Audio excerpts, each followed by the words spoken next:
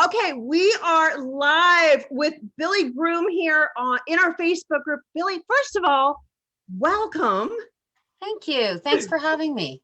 Yeah. It is so nice to have you on a beautiful, what is this, Tuesday around 3:30 Eastern Standard Time, I believe. It is so nice to have you here.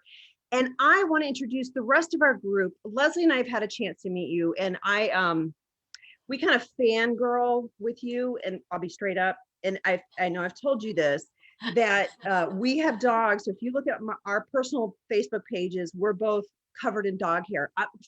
Basically, Billie, what I'm saying is my dog hair is my glitter. It's all over Right me. on. That's awesome. That's awesome. I love that. That's great. I have to ask you, besides the fact you got a doggy llama over in the corner, which I'm sorry, I do love your doggy llama. You have to tell me, how in the world did you get into doing and share with people like what you do? I am so excited.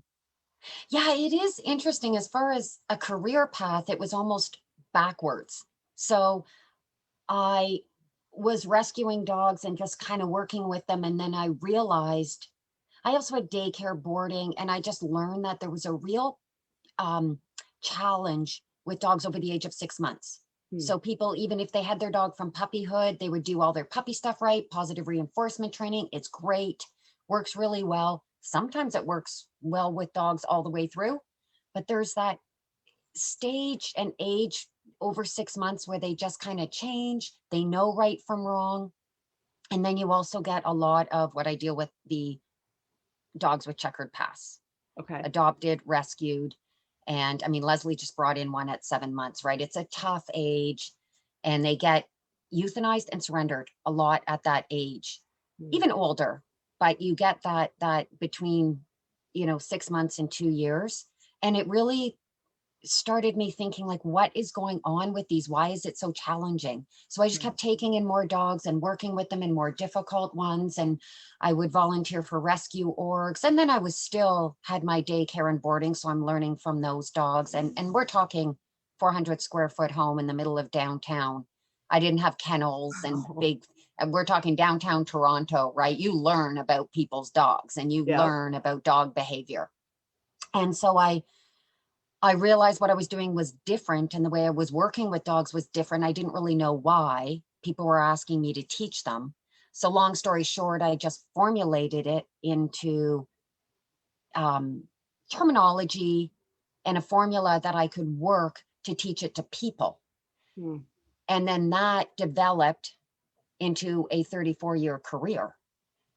So I wasn't intentionally a behaviorist and said, I'm going to create my own methodology. It was more, I created my own methodology because I saw there was a problem and a need.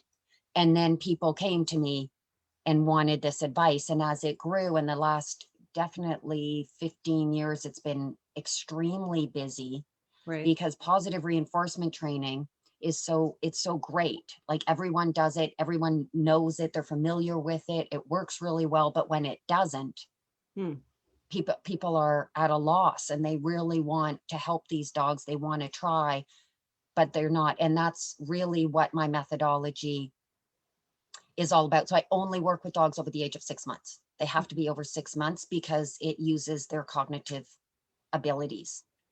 So they don't have strong cognitive abilities under 6 months. Over 6 months, they gain those. And if they've had a checkered past and they've lived on the street or they've lived in situations, they have thought patterns, they have beliefs and ways of being.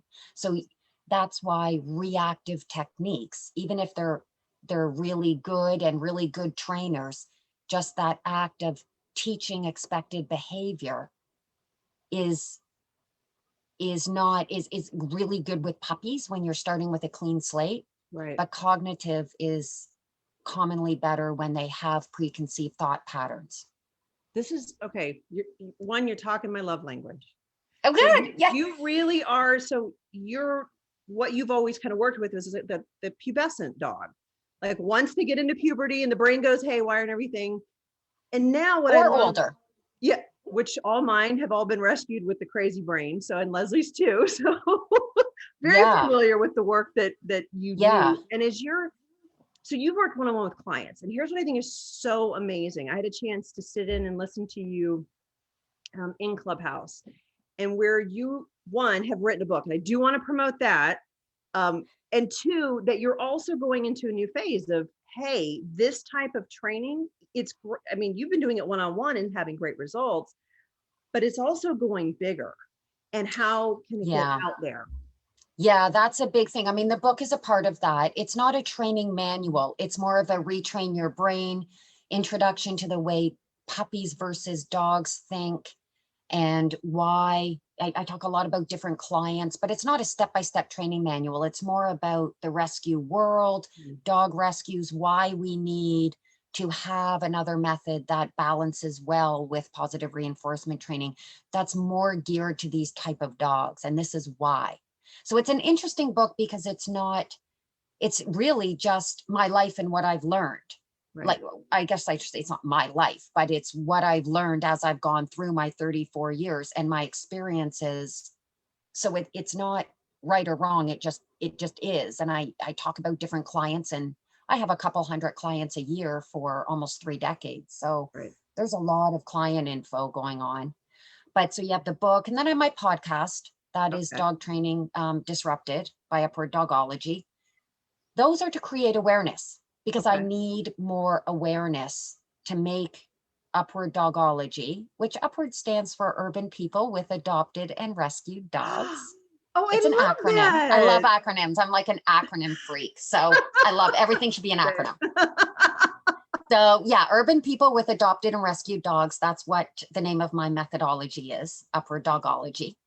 So my next goal, it's so comforting working one-on-one, right, with people. I just love it. I do it so much. Oh, that's my Mexican street dog. He's from the streets of Mexico. That's Leslie knows one thing. It looks like one of my puppies. Okay, sorry.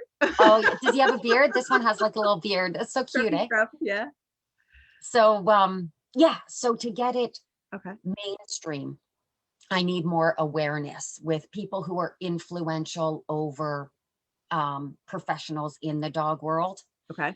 So that I think a lot of women in their career path, it's technically your same career, what you know, but you're taking it to a different level or a different, or your goal with what you know is different. Right. So you're literally taking what your skills and just, truthfully, I did think it would be easier to get it out there because it saves dogs' lives every day. I mean, the goal of why it is, there's so many people out there looking to keep dogs out of shelters and to keep them off the youth table.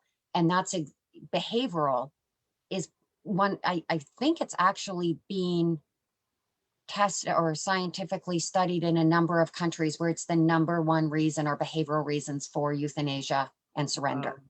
So it really is needed.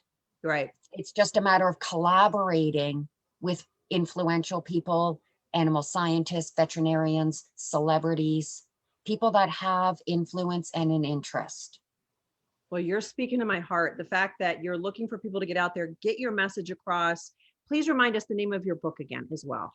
It's called The Art of Urban People with Adopted and Rescue Dogs Methodology. So the art of upward methodology.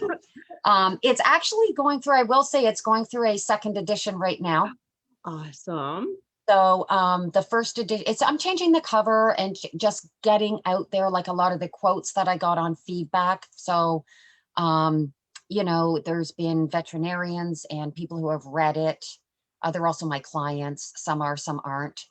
The president of Humane Society International, so getting some of those quotes and testimonials and putting them on the book, changing the cover a little bit and some of the inside material a little bit, but overall it's staying very similar.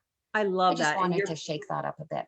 Well, no pun intended, right? Yeah. Got to shake it up a little. Got to shake it up a little bit.